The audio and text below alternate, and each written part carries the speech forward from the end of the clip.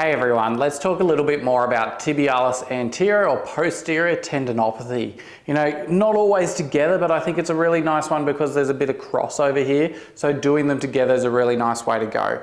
Irrespective, I am just having my patient, laying there or sitting there in the chair, rotating the leg out a little bit, and then I'm just going to feel, okay, exactly where they're getting pain.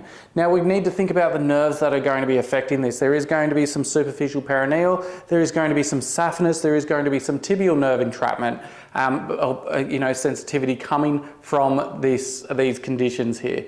And so really when we start talking tibialis anterior, really what we're seeing here is that we're wanting to potentially be looking at that superficial perineal nerve and our saphenous nerve, and really providing, very local infiltration, but then starting to think, okay, where are we as we're starting to come back up? Now we might not necessarily be looking at those medials, so let's get those out of the way, but really as we're then coming onto that insertion, coming up along there, and definitely at that anterior ankle is a really high pinch point, and then starting to come up as appropriate into that muscle belly where we can start to create some really nice relaxation and desensitization of those nerves as well.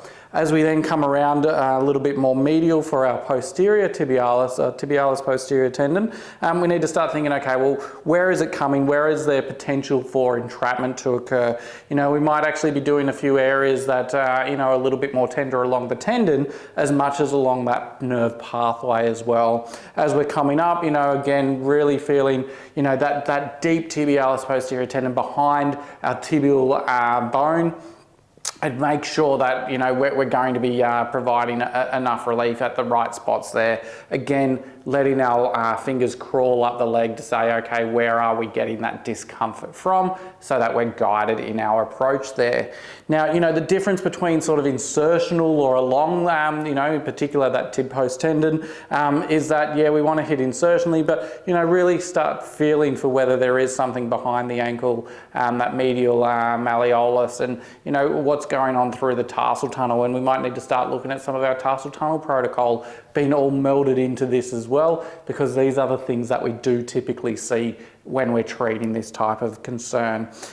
Whereas over the front and, with that tibialis anterior, it responds quite quickly, quite effectively, in comparison to the tibialis posterior, that typically does take a few sessions to really get a good outcome. Most people will walk out in less pain, but it more likely is going to be around that 50 to 70%, not necessarily that 90 to 100%.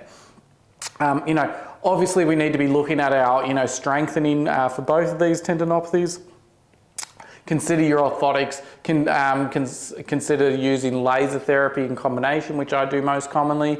Consider whether platelet-rich plasma could be an option for these patients as well.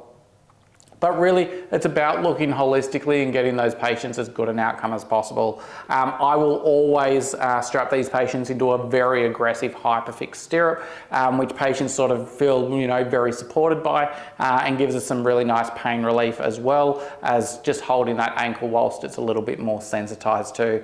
But hopefully this gives you a little bit of an idea of what we're looking at, that tibialis anterior and that tibialis posterior tendinopathy and the protocol around it. Cheers.